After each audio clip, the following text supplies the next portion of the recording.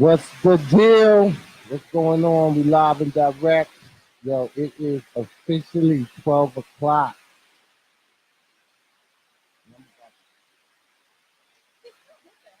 Wow. Let me cut my phone off, man.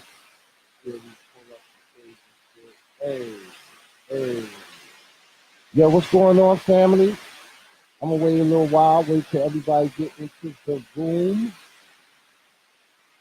You let everybody on Instagram know that we got to be live and direct right now. Yo, what's up, Erica Walker? What's going on, black woman? Shout out to my man, Ramani, here in the building. Erica Walker, what's going on? Yeah, I don't know if y'all know today, I went to the private screening and premiere for Finding Justice. It's a 6-part documentary. Some of the producers that produced it was Dwayne The Rock Johnson, correct?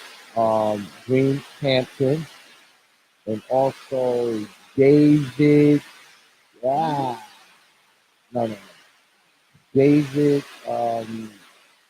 His company's called Leap something, but he's one of the producers on it.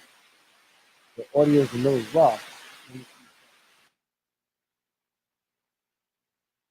All right, how that sound?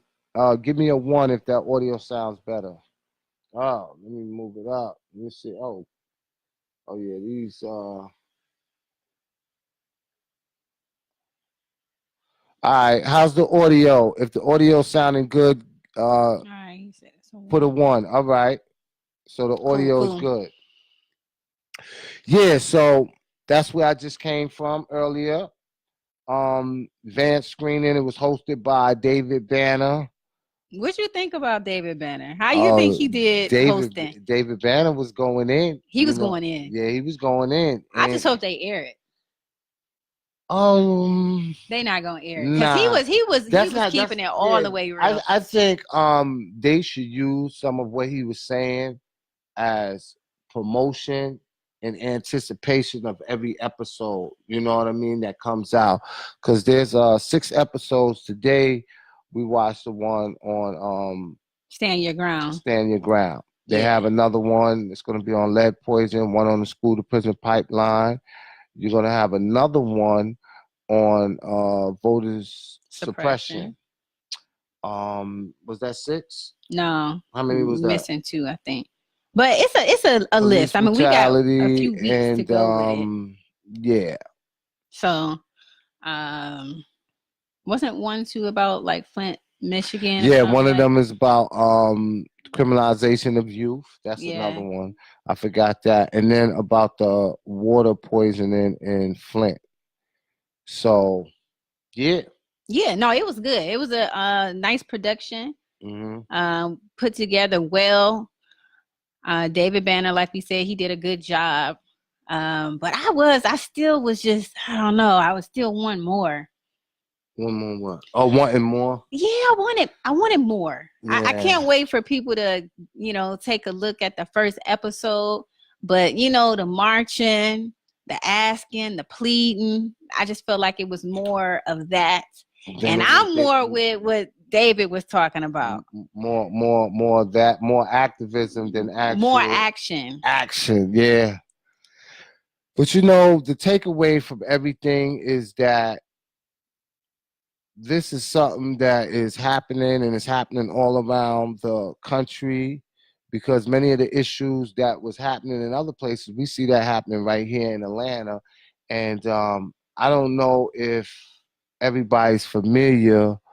The brother, the police shot him 76 times. His last name is Robinson. His mother was there. Yeah, his mother was there. And they told David Banner, don't let nobody else speak. David Banner said, you know what? She gonna speak. And he gave her the microphone, and the sister definitely touched a lot of hearts, a lot of minds, and she's fighting right now to bring her situation to the national news. Right, bring awareness. Bring awareness to it. Yeah, 76 That's times. crazy. I actually visit the crime scene, and you still see the bullets lounged in the floor. Wow. Meaning that they stayed over him and shot him. And you also see the blood splattered on the wall. Happened right here in Atlanta. So do you know the backstory? Do you know what they're saying, why they shot this brother down? They say what they always say, and that it was a situation where they had to do it. I think Erica, you know a little bit about that situation. I think they said he had mental illness. 76 times. They was coming to serve a warrant, if I'm not mistaken. All right. Yeah, but that was crazy. But yo, you know what the craziest thing of the night was? I know what you about to say. Yo, this was crazy. Yo, it was a chick in there, right? Yo, it was crowded. It was crowded. I'm gonna post some pictures. But one person stood out. Yo, it was a chick in there. Yo, she had the Gucci jumpsuit fitted. on. No, I'm sorry. Fitted dress. Yeah, fitted dress, like Gucci down from the head to the socks. Yo, I hit Marcia like, yo. Like, did she get the memo? I know she ain't got the Gucci on. Yo, she was decked out. Yeah, I wanted somebody to just stand up during the Q&A and just be like, can I ask y'all, why is she wearing Gucci? That would have been so funny, but yeah, yo. And she felt good. Yeah, I could tell she was feeling that was the main thing about it, was that she was definitely feeling herself. Yo, what's up to my man Quentin, JT Atlanta? I see you. Derek O. Patterson. Yeah, we got a lot of people that's joining in the building, man. So what's up with that? Do you think that, people not, is it just her and Floyd and Kodak? Like, what is it? Why did she feel comfortable? You know what? I think that I'm not even gonna give her the benefit of doubt and say that she didn't know about the situation with Gucci, because it's national news. You know what I mean? You heard about this screening for finding justice. And you ain't here. Yeah, you heard about that. You heard about the Gucci scenario. And I think until we look at people, and I'm talking about look at them and discuss and look at them as a traitor of the race, then they gonna that ain't gonna never happen. Because you know what? Black people always like, oh, you can't judge, you can't criticize. Shit. No, like all that yo, this ain't no judgment zone and all that. Listen, whether you want to believe it or not, man, you everybody use judgment. You know what I mean? You have to. When I woke up today and I looked at this hat and I looked at this joint, I was like, you know what? Just go together. You know what I mean? So I was judging. What are you doing? Huh? You're showing off. Yeah, I like this. Hey, yo, shout out to my man Rob Love. You know what I mean? You know, he got the Guerrilla Republic. You know, he laced me with this. And you see this is 53, but instead of the Super Bowl, we got the Black Fist Fight the Power. So that's what, it's a lot of message behind that, You could take it back to what is it, Tommy and Carlos at the Olympics when they threw up the Black Fist. You could take it so many different ways with this, man. So what's up with what Oprah? People talking about what Oprah. Oh man, I've been catching little bits and pieces of it. I'm sure that you probably could tell more. You could tell me more about it than I know about it. The only thing I heard is they was talking about.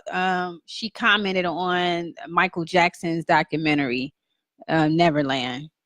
Leaving Neverland or whatever. What was she saying? Basically that we can put him to rest now. Like, he's done.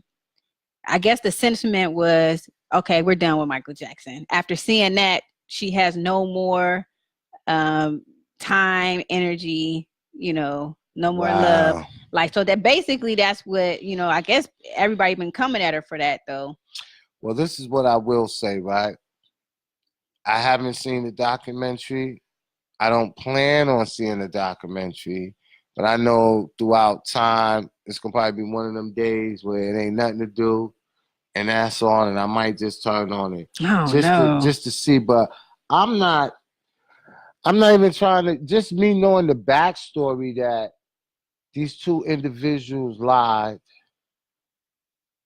They testified that Michael Jackson ain't never. Well, we've been over this because they said that he didn't do nothing back in the day. Now 20 years later, they saying, "Oh wait, yeah, he did." They got their parents on the phone saying that they could use this to make money, right? Oh no, who the parents? Yeah. Or them talking to their parents. The parents, and also the mother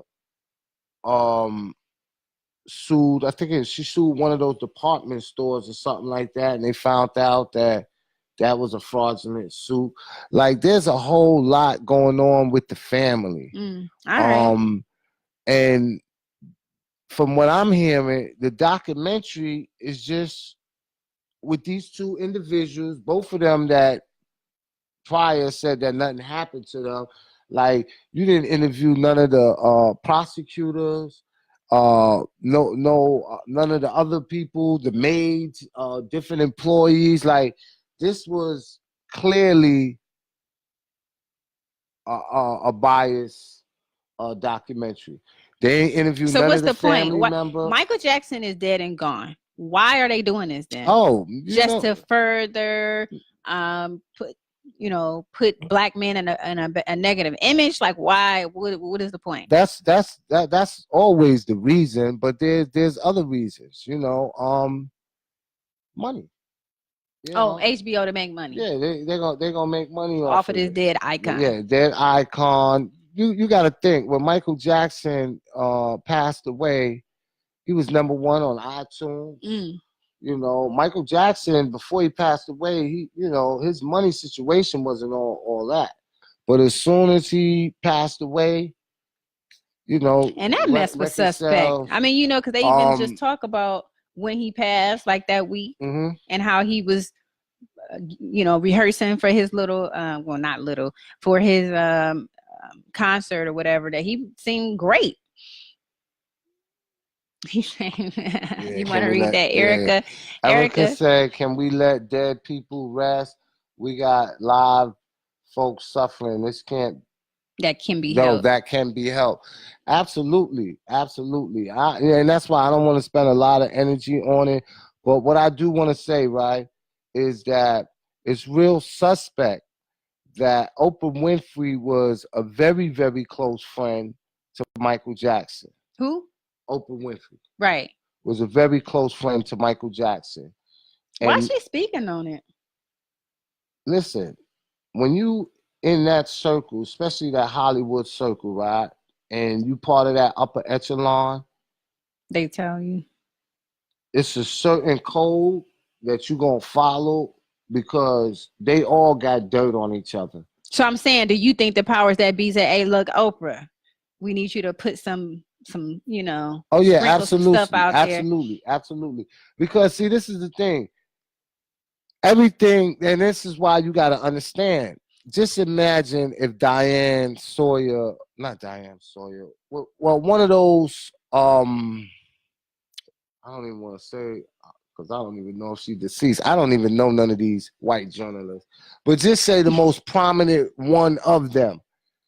If they would have been doing an interview with the alleged accusers 2-3 days before the premiere of this documentary on HBO, the world would have been yawning like, that's boring. But here it is. You can get an iconic figure, Oprah. Then you can make it seem like, look, it was a black woman throwing them under the bus, so you can't say that we're racist. No, see, these are the games that they play. And they would use our own people to tear one of us down. And it's sad that Oprah was the one or to discredit, that decided, she was going to be the crash I think she had mentioned Me Too movement, threw that in there, because that's one thing I said too. Like, when she came out and did that speak, like when she was like, "Your time is up," and was trying to get the crowd all pumped and behind her. And I was just like, where the hell was you at when people was getting shot in the street? Like when we was getting killed, like where was you at? You know where she was at? What? She was hanging out with Harvey Weinstein. You didn't see those pictures? Well, I mean, you didn't see the pictures with her kissing him on the cheek? You know what? I'm sure she kissed. Yeah. Well. She was hanging out with David Griffin. You know who that is? David Griffin? Yeah. No, who is that? Griffin. He is a music executive, like real big in the music industry, right? Mm. Do your research on him. Do your research on the other individual. Oh, his name is escaping me. But he has let me see. No, I just wanted to shout out Quentin because I like what he has said about the Gucci dress. And he was talking about people still being confined in their minds. The comment is gone. But yeah, I just wanted to shout out Quentin for that comment. Because I totally agree. I could talk about that kind of stuff all day, about our mentality, our mindset, and what we're doing. But I'm sure somebody probably has something about how I dress too. You know what I'm saying? At the end of the day, people probably have something to say about everything. But that Gucci thing, y'all better not have nothing to say about me. For real. I don't play that. Anyway. Hey, but yeah, this is what I was saying, right? Oprah Winfrey sent out a tweet that she was watching the Michael Jackson documentary on a yacht with David Griffin and a few other, rich white people or whatever. So this is something that's big for them. There is a Hollywood pedophile ring that Pizzagate. Yeah, that David Griffin, the same one that she was with, was involved in a business. The business was supposed to be what YouTube is today. It was called DEN. It stands for Digital Entertainment Network. And they was facing so many lawsuits for pedophilia and having sex with underage children that they had to dissolve the company. I don't think him personally had anything to do with it, but he was an investment in this company. Mm-hmm. There's a lot of that going around. This was a couple of years ago, but these are the people that are friends with Oprah. Right. So I don't understand how you could talk bad about Michael, a man that's not here to defend himself. It seems hypocritical. And then when he was here, y'all was the best of friends. Right. She seems like a hypocrite. It's like, really? Like, you going to be kicking it with this dude? And if these allegations that you're bringing up is true, it's not hard to do a little research and figure that out. So if this is true, and Oprah is over here talking about the Me Too movement, but then she chilling with oh boy, what does that say about her? Oprah. And how she feels about society, like the public. Oprah's father was accused of sexual assault, right? You know about that? Nah. I know she was sexually assaulted. Most people don't know that is because Oprah paid big money to sweep it up under the rug and to pay out a settlement. But if you go online and you Google, you'll see about it. So who Erica talking about was cut a big check? You talking about Oprah? Yeah. She cut a big check, or they cut a big check for her. She got a lot of money though, so I mean, I guess I don't know. Maybe I don't even know about that because yeah, but see, let me tell you something, right? They got something on Oprah. That's what I was about to say, but what? Well, who cares? I don't know. Let me tell you something. They put you in certain positions where they have something on you, and you're gonna tote the line, and you're gonna do favors.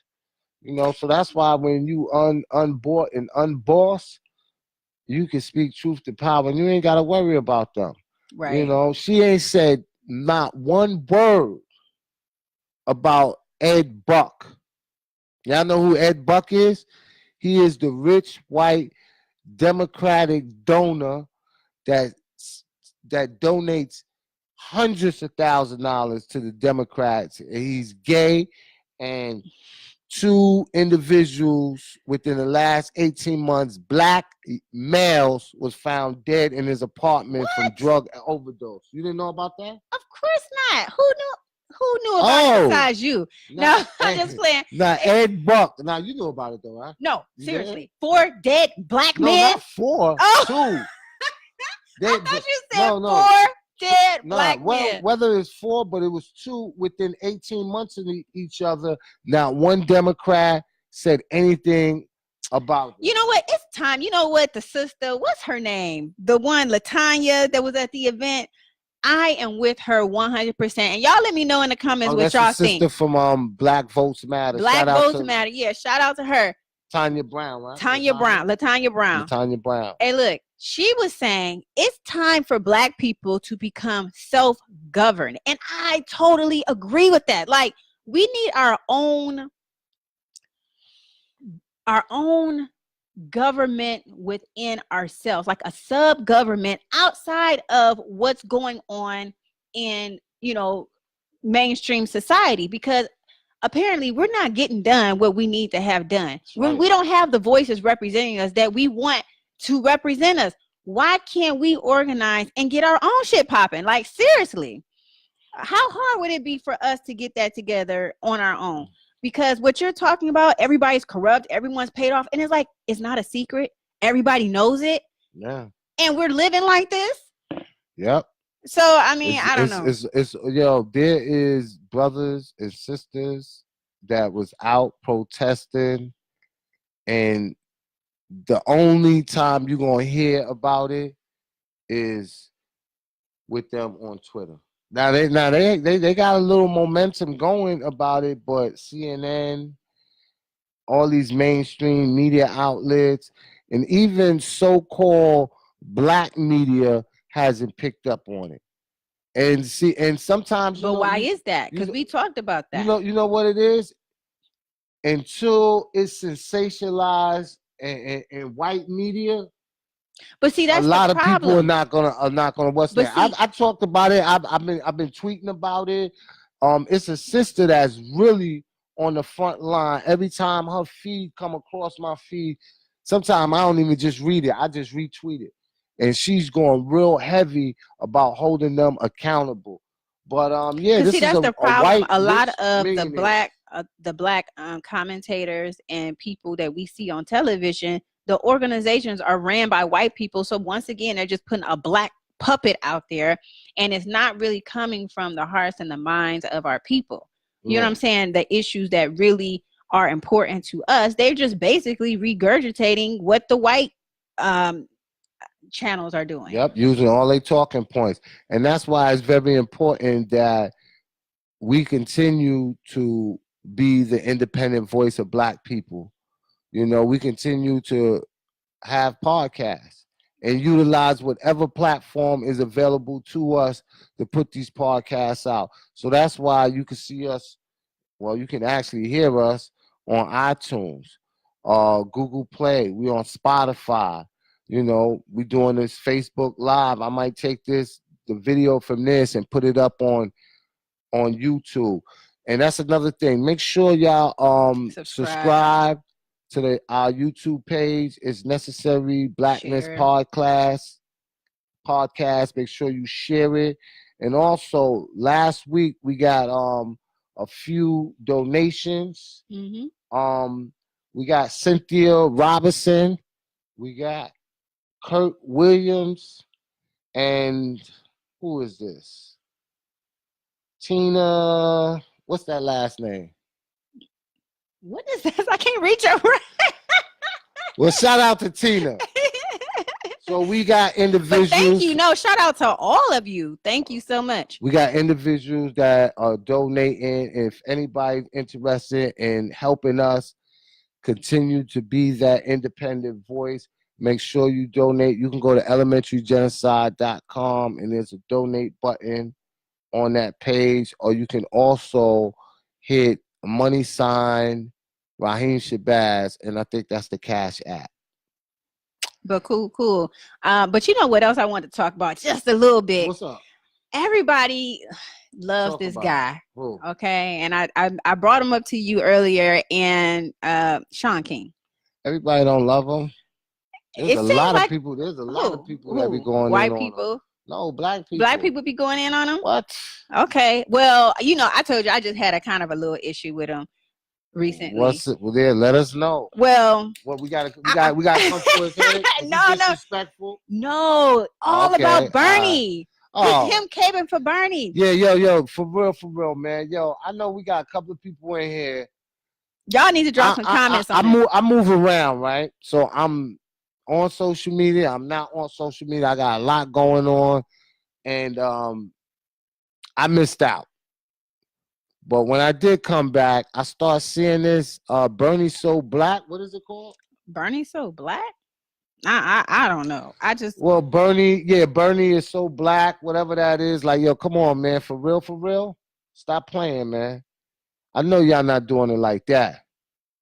I'm trying to find tweet. Yo, we gotta stop doing that. Okay, so look, Sean King, he put up an Instagram post. He said, "Today, I not only endorsed Bernie Sanders to become the next president of the United States," and he said something else, but then this guy, Divine Too Much, was like, "No smoke for saying he doesn't support reparations, though. No smoke for him saying that white folks who feel uncomfortable voting for black candidates aren't necessarily racist, huh?" Like, those are the two things that he had an issue with. Like, Bernie Sanders need to address this. But then Sean King was like, "Yo, I actually agree." And so then I commented and I said, "I'm inspired by the work that you do, but you agree with Bernie Sanders regarding this comment and you offer no explanation. I am very interested to know why you agree that when white people feel uncomfortable voting for black candidates, that it doesn't mean that they're racist." I don't know. What do you think about that? Do you think that it's possible to say that you feel uncomfortable voting for a group of people and that not be racist? Isn't that racist? Yeah, that's racist within itself. But let me tell you something, right? God and fear can't occupy the same space. Okay. So I say that to say, whenever we show up on the scene, they're going to be uncomfortable. So whether voting for a black candidate make them uncomfortable, my personal opinion, our mere presence make them uncomfortable. But I remember when he said that comment, right? And that comment is attributed to Bernie. That's his mindset. Because this is not other people saying that. That's him saying that, yo, just because white people don't vote for black candidates doesn't make them racist. What does it make them then? You know what I'm saying? Listen, Bernie got a lot with him. When he first started campaigning, before, it was a lot. He was hitting on a lot of good points. But as things started dwindling down, you started seeing, first of all, as African descendant of slave, American descendant of slave, however you want to call it, ADOS, for him not supporting reparation, he's out the window. Is that a no-go? Oh yeah, that's a no-go. That's a deal breaker. That's a deal breaker. And that's for me. Everybody else, you can have your own personal opinion about it. They need to figure out how to work that in. Oh, if they don't work it in, then we got to do what we got to do. But you know what? That's something else too that I had looked into, because they were saying it's the way that it's framed legally as to why Jewish people have been able to secure reparations, but black people have been not able to be successful. They're saying the framing of it, that ours is too broad. I guess they're saying that Jewish people found a way to, they named who the perpetrator was, saying the Nazis. They gave it a tight time frame into which it happened. And that's easy though. We could easily do that. Bank of America, Lloyd's of London, ensuring those slave ships. Many of the top banking systems of today all had a hand in slavery. No, I and agree then we with can you. go So back. those are Yeah. multiple. And then you said the time period. We can go back from 1555 to 1619. That was the 64 years of indoctrination. We can go back. Yeah, listen, we can document all of that. What it is this, right? Bernie says that it's not as simple as just writing a check. He's not into writing checks, right? Well, guess what? Freedom ain't free. In order for people to be free, there has to be some type of compensation or reparation. And it was done for the Jews, but you don't hear him complaining about that because those are his people. So whatever language they use, we need to have that same thing incorporated. And I think this is, someone was telling me this today, and they had posted it on one of my posts, and they was like, Rahiem, the Jews, the Germans, and everybody else, they was able to get reparation because our sojourn over here in the hells of North America is more complicated than them. And I will agree like that. But what in life ain't complicated? Figure the shit out. Get the language right and get the bill passed. But what you can't allow them to do is to use certain key words: distressed communities, minorities, those that are underrepresented. Because guess what? All blacks don't live in distressed communities.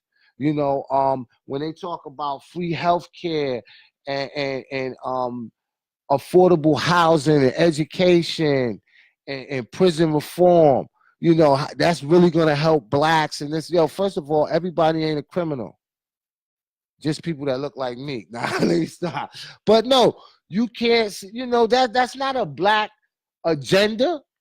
Because you now, do we need criminal reform? Absolutely. But don't say, oh, look, we doing criminal reform, so we're helping black people. Nah, all blacks ain't criminal. Yeah, that's one thing that they were talking about in regards to Obama too, as far as like a lot of their strategies. They were saying that community outreach is something that they always try to do when they're trying to come up with ways to empower the black community, but it's never anything directly attached to wealth building. So when it comes to getting small business loans, when it comes to doing things that's going to enrich black wealth on a large scale, that's not the kind of stuff that they are actually investing in. They want to keep us on this minimum level of my brother's keeper, like, you just talking words of encouragement, that stuff that we do all day. But when they talking about actually giving out certain business opportunities, they're not talking about that. They're not. And anytime you try to do something for black people, there's always a problem. Maxine Waters, right? She was the head of the the Means and Ways Committee. And when they had that financial bailout and they was giving all these monies to the automobile agencies and bailing out people, the big banks for these home loans. There is a black bank in California, and she was able to get them some money. All right. Okay. It was a couple of millions of dollars. Well, I hope that and people was mad because I think at one time her husband was on the board of directors of that bank, and it was like, oh, this was wrong. How was you able to do that? Listen, anytime you help your own people, and this was done exclusively, she was like, look, y'all done did all of this, y'all gonna do this for black people. And it's this bank right here, we giving them this amount of money and helping them out. And anytime you try to do anything exclusively for your people, you're deemed the enemy of the state. Something else. I hope this ain't no spoiler, but that's something else that David was talking about tonight. He said, why is it, that we have a problem with racism? Racism isn't the problem. He said white supremacy is the problem. And he said there is a difference. Yeah. Now, I agree with them. You know what? When you're thinking about your own self-interest, white people are scared. They're scared for a reason. They have a right to be scared. And this is something I agree with, because they afraid of not being here no more. They're afraid of being what is genetic annihilation. Yes, Dr. Francis Cress Welsing all day. I understand the fear. But the thing is, when we start trying to like get stuff for ourselves or have Black empowerment or say this is a Black thing, you won't understand, everybody trips out. Yeah. Why can't we try to empower each other, build up our strength, and get our well-being together so that we can hang with them on a certain level? We can't hang with them right now. We have to admit that. Like, as far as economically, even intellectually, because why? We're focused on the wrong things. You got white people who out here, they in the entertainment business, but you got a ton of white people who are in science. They're studying biological warfare. I mean, psychological attacks. Black people, when we study things, it's to better humanity. It's to help all. When they studying stuff, you're talking about how they're going to destroy. They trying to figure out how to keep us in our place. They trying to figure out how to earth. Exactly. But I wanted to get to Quentin's. I don't know if you want to comment on that, but he had a good question that I wanted to go to. How do we stay woke in this next election? Now, this is what I will tell you, right? At first, I was an individual that always felt like, yo, look, voting, election, that ain't the way. And if you thinking that you're going to get liberation and your freedom from election, you're in the wrong race. However, that is one of the components. And how I know this is because they wouldn't be doing what they doing to suppress the votes if it didn't really matter. And I seen tangible results when you do get leadership in office, like Harold Washington when he was in Chicago, Marion Barron when he was in D.C. You know how many jobs he created and how many blacks got government contracts because he was the mayor and he said based on the population of this city, there has to be a certain amount of federal dollars and contracts for black business, and made that happen.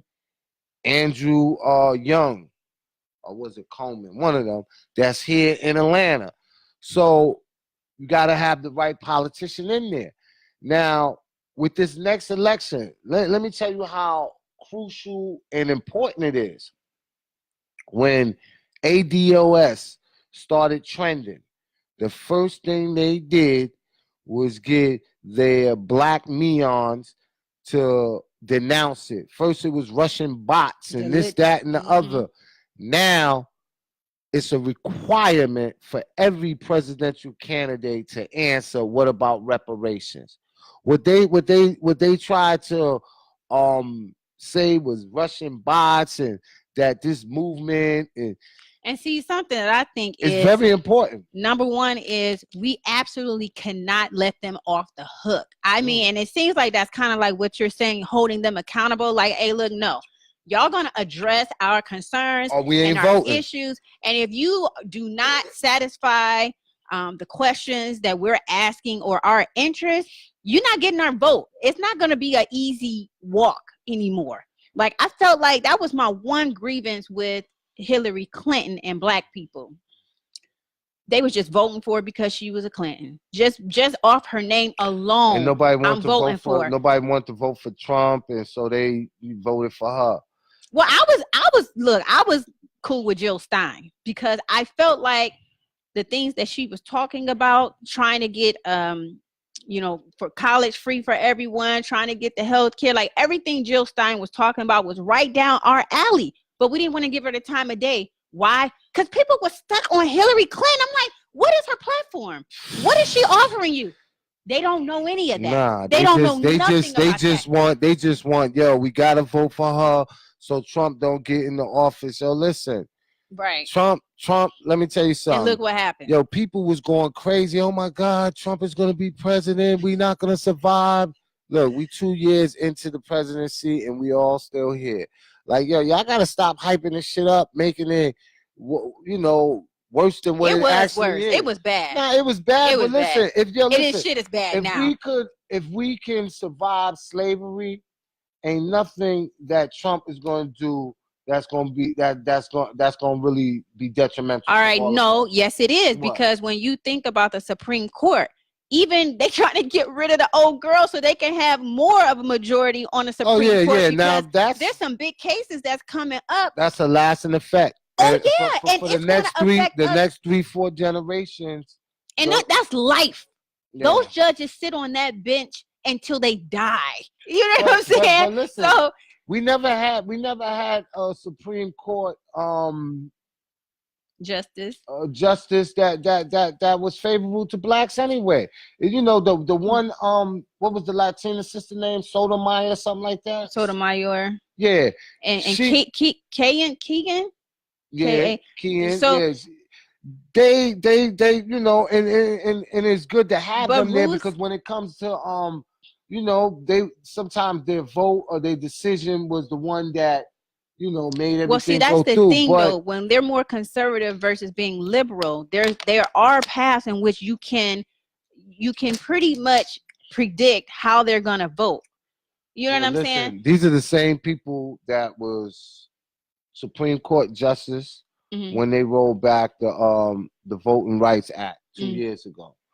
These are the same ones. No, it's a majority, because when you gotta understand, when Trump got in, he appointed judges, and remember with Obama, they denied him his last pick. No, I understand that, but within the last, I think it was like either 2, it might have been when Obama was in office, they gutted section, I think it was number 5 of the Voters Rights Act. And that's when now they start trying to redistrict certain districts.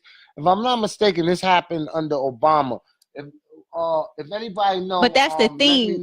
The court was not full with the justices at that time. That's why it was a big. If you remember, it was a big deal where Obama was trying to get in his last pick, and they didn't allow him. I remember that. I remember that. Yeah.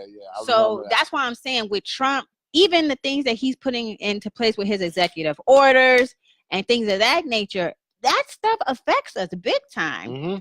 You know, so I think that when you are picking a president, well, you know, a lot of people say we don't actually pick the president, but in essence, if we're going to follow this idea that we're voting and we're selecting the president, it does matter big time. And I actually think that's why he was put into office, so that he can execute some of these agendas that you couldn't do under Hillary Clinton. You know what I'm saying? So, I mean, hey, but that's why we got to get our own stuff popping. Yeah, we got some more people that's saying some things. Let me see. Yes, she said yes. Let's go green. I voted for Jill. Don't settle for weed. What is he talking? Don't settle for weed. He said much respect, real accountability. Don't settle for weed. Do you think we can implement certain things from civil rights era to progress? I think so, if people had the courage to do it. Under Obama administration. Can we implement certain things from civil rights era to progress forward? Let me tell you something. What was done during the civil rights era, I think, was paramount in order to bring us to where we are today. Now, can we continue to use civil rights tactics? That's like trying to use analog in a digital world. You know, it was good for what it was good for, but now we living in a different day and time. But the strategies of, I think the one thing of being unified and staying strong. That didn't start with the civil rights movement. He didn't say start. He said use some of the things that was implemented. But I just think, you know what, I may be wrong, because I think we can use some of the strategies, but when we do focus on the strategies that they use, most of it is protesting and marching. And I think but they had civil rights fear. Go beyond just protesting and marching. Because don't you think, I see today people are so scared and fearful. I don't think that the majority of us have the courage to do what it takes to get shit done. Like, it's just, and during the civil rights time, it seemed like it's like, you know what? I don't even want to live in this shit. I am willing to die because I can't take it no more.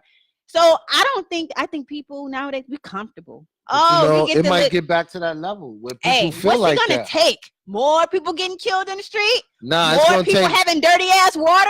Like, what is it gonna take? It's gonna take us not getting them reparations. We've been living without reparations. I think a lot of black people are like, oh, I guess we're just not gonna get reparations. 2020, we're gonna get them reparations. Hey, all hopefully right, I'm gonna read so. some more of these comments, brother Ra. Hey, but Steve, I'm with you. My dumb ass voted for Jill Stein too. Marching for shit. They're trying to give you. Oh, he's saying they're trying to give you weed over reparations. But he was like, "Don't take the weed." No, I didn't. No, he said, "Don't take the weed," and we was like, "What do you mean, don't take the weed?" So he's saying they're trying to give you weed over reparations. Please, yeah. Like, come on, man. But let me tell you this though. Right now, the states that do have the marijuana laws where it's legal in certain states, they are making big money. Making money. And guess what? Them dispensaries, in order to get one, cost millions of dollars. They got so many loopholes, and they're making it hard. It's not a lot of brothers and sisters that are I know one person getting these dispensaries, and that's I see what they doing in certain states where they taking the criminal record and throwing it out. And a lot of states, I know, like here in Georgia, you can possess a certain amount and it's not even a criminal offense. I don't even think you get a summons. Who was the person who asked the question? Okay, that was Quentin. Quentin, let me know, what do you think can be taken from civil rights and used today to help us, in our whole plight here with the voting and these electoral campaigns? Because I think that's a good question. And you say he in Vegas. He in Vegas. Why you tell us he in Vegas? What's up? He said, party? We helped get Trump in. Laugh out loud. We slow as fuck, sis, but we had the right ideas. You know what we should do? Yeah, I only got one headphone set, right? So if y'all call in, we ain't gonna both be able to hear y'all. What happened to the headsets? My brother got the other one. Oh, my goodness. Actually, one of those was his. Hey, so look, the number is 720-835-5749. And if you hit us up on the phone line, you're going to need a PIN code. Hold on. And the PIN code is 99301. That's if you want to hit us up and join the conversation. I'm perfectly fine with y'all commenting because y'all hitting us up with some good comments. Just marching guy. What do you say that wasn't just marching guy? Steve. Okay, let me see. Yeah, I'm putting the number up right now. Yo, peace to the God.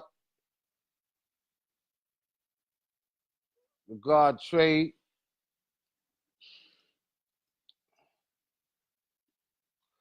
All right, so that's the call. Steve, that's the call-in number. But hold on, before you call in, Steve, let me pull this up.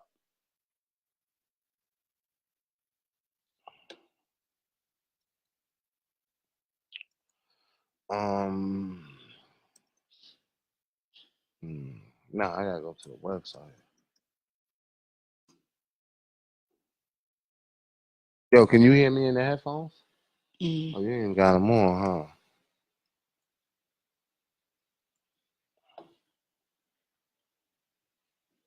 So basically what we're doing right now is we pulling up the phone lines because one of our viewers here is going to hit us up, Steve. Shouting out Steve. Anybody else who want to call in, you can definitely do that because the phone lines we're opening up right now. And it's always a great time when you guys call us and, have us answer some questions, or you can just leave us some comments about any hot topic or thing that you want to bring up for discussion. And the number again is 720-835-5749. And when you call in, you're going to need a PIN code, and that PIN code is 99301. So we've been talking about a lot of stuff. And one of the things we were talking about was reparations. We've been talking about that. We've been talking about Michael Jackson, just a ton of different stuff this evening, or actually this morning. It's after 12, and we up here doing Facebook Live. Actually, it's about to be 1 o'clock. So he hurry up and pull this up, then we'll take this. Yeah, we're gonna take a few phone calls, and then we're gonna wrap it up. Up out of here. Let me see. How do I do this again? All right, this is everything right here. All right, it should be ready to go. Start. Hold on. Where? Start conference. No, that's a conference. So he should just call in and then, right? Not necessarily. Let me see. I wonder if someone called. It's something I gotta do in order. Remember, I will see it. Let me see. Back to dashboard. Let me see. Yeah, this is it right here. Oh, all somebody trying to call in right now? Yeah. You can hear them? I can't hear anything. Oh, hold on. Right no, now. No. This is what I gotta do. I gotta somebody is calling right now. We about to accept their call. They're calling from Kingston, North Carolina. Audio options. My computer. Allow. There you go. Use these settings. Allow. You hear them? I hear something. Hello. This is Marci Lee and Rahiem Shabazz. Facebook Live. Hello. 252. Hello.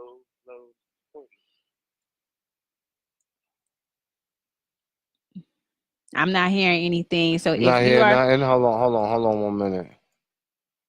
Don't I gotta press one of these to accept it? What I gotta do? See those 3 dots right there. What I gotta press? This? Press that. Yeah. Oh. No, that's a social information. You had this with ease last time. I know. This is the mute the caller. You know, I'm thinking maybe we just not hearing the headset.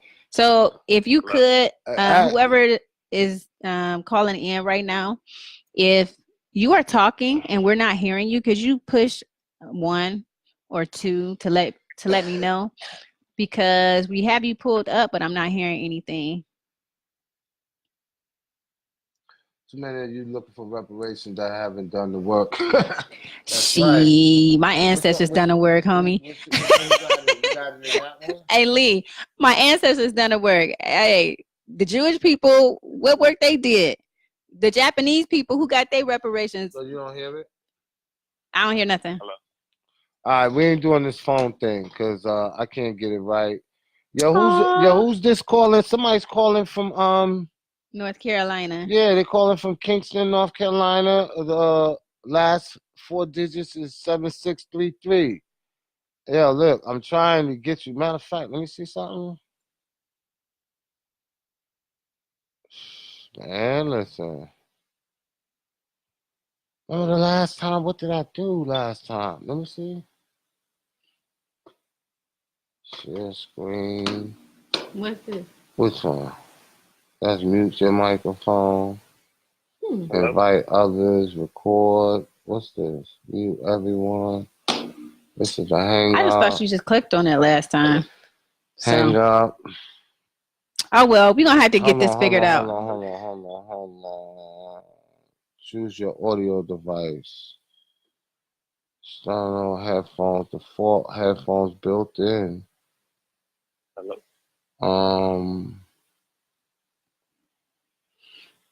Yeah, it's supposed to be this.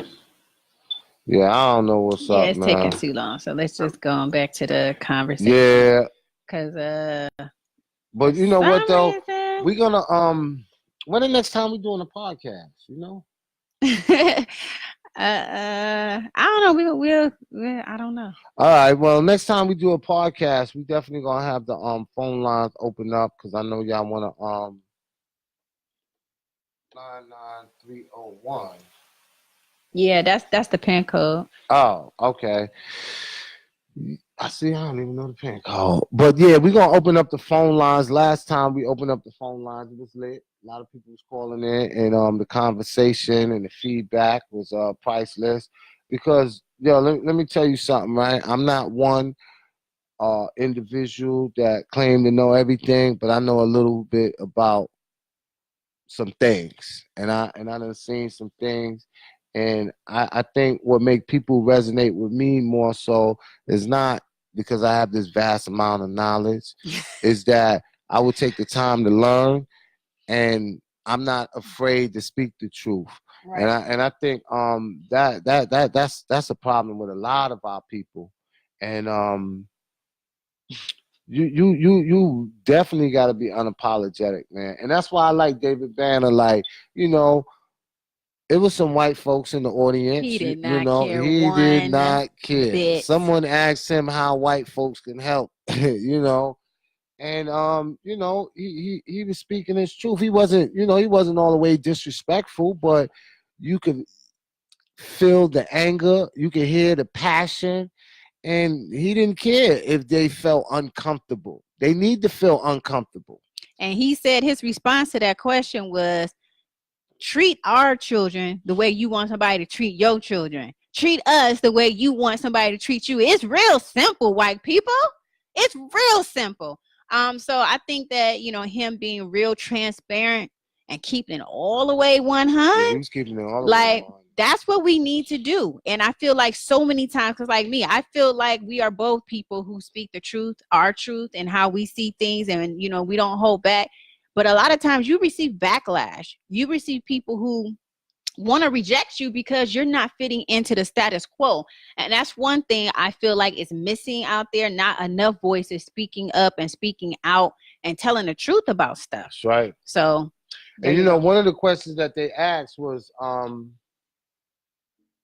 what is it going to take for the situation of unarmed blacks being gunned down by whether it's police, whether it's vigilantes like George Zimmerman, or the individual that was in Florida, because that's what this segment was around. The individual in Florida that shot that brother that pushed him on the ground when he was accosting his wife and children that was in the car. Right. And set him up to be killed. Yeah, they're using the stand your ground laws. And my answer to that is as simple as this, right? And sometimes I don't even like speaking like this, but because man, I be getting the pushback, man. Hey, like, yo, Rahiem, you ain't gotta stop talking like that. We know what needs to be done. We just gotta do it. Stop talking like that. But sometimes, man, you gotta let people know, man, this is what it is. And let me tell you something. I would rather work from the back as opposed to being in the front and being the voice. And because what I'm telling you, you already know. And this is what I want to say, right?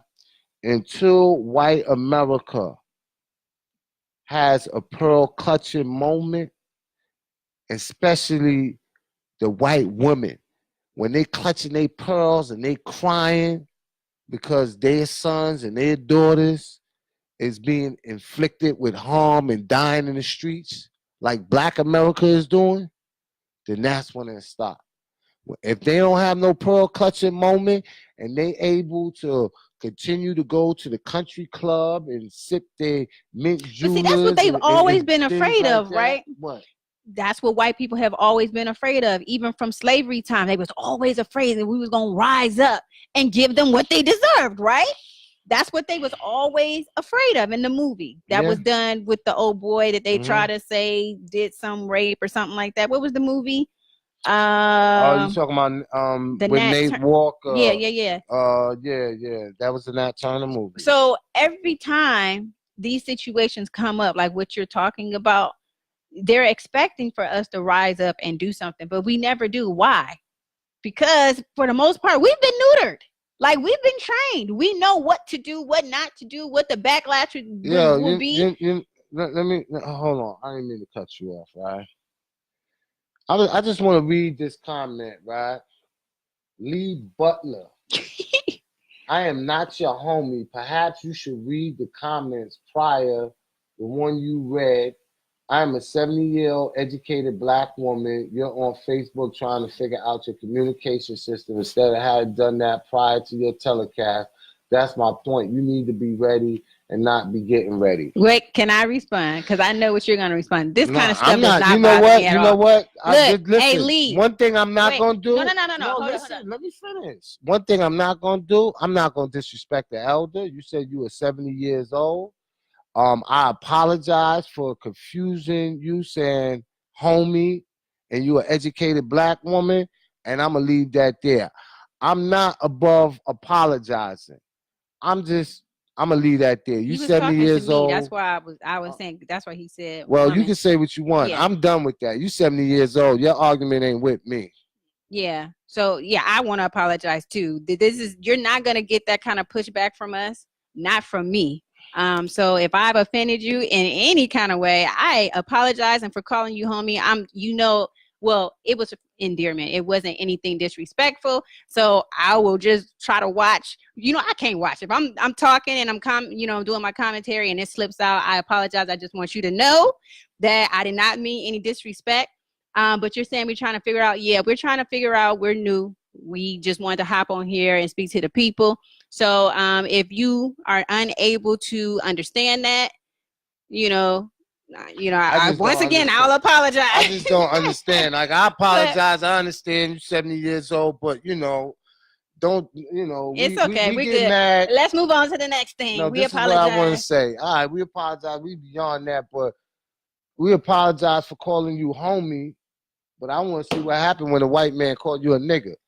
Like it's just like, yo, if you want to talk about it, all right. Why are you upset, we're not though? ready. Like, why are you coming at us like listen, that? We're not ready because we're dealing with communication. Sometimes things happen. For whatever reason, my mix is not working. The headphones and the numbers not coming through. But does that make me less revolutionary? And like I said, I apologize about the homie thing, but that's the term of endearment. But we want to see what happened when a white man call you nigga. Now we can move on. Yeah, we can move on because that took too much time on that. Now, next. Shout out to Steve Day. What's the deal? Yeah, I see Melanair in here. So, peace, sister. Is there anything else that you guys that's up for hot topics that we missed? Because this was just something real quick, real short that we was trying to do. So if you have anything out there that you want to